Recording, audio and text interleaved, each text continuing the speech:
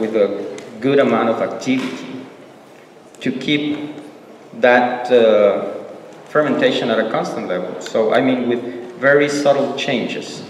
So as long as we keep the conditions stable, that's a very huge step in keeping the rumen healthy. What happens in practice is that there's a constant adjustment of that microbial population to changing feeding and management conditions in the farm. So a bit of a balance of that theory in practice is that we need to promote consistency in that practical, slightly acidic environment to keep it working at the optimum level. Thus, we want to maintain a sufficient and stable microbial population for adequate fiber digestion. That's the main thing.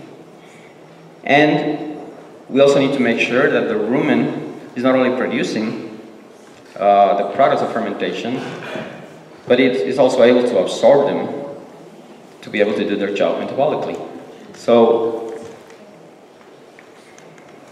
key words over here is enough number and activity of a microbial population, fiber digestion constantly, and we have to keep chemical and physical composition of each meal to the cows constant day in and day out.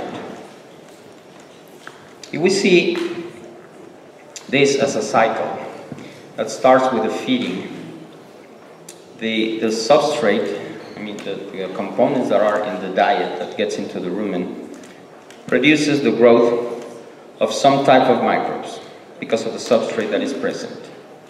Those microbes produce some byproducts of that digestion, that fermentation, and see some causes and effects in there. There's a large group of fiber digesting bacteria that have some conditions to grow. They need some special substrate, mainly fiber cellulose, and they need a certain pH to do their activity the proper way. And there are sugar digesters, which grow also in that slightly acidic area, but they can sustain a bit more acidic conditions, so a bit lower pH. And the first one will produce a very important product, which is acetate, that is the precursor for milk fat. The second one will produce also very important precursor of energy, with the most efficient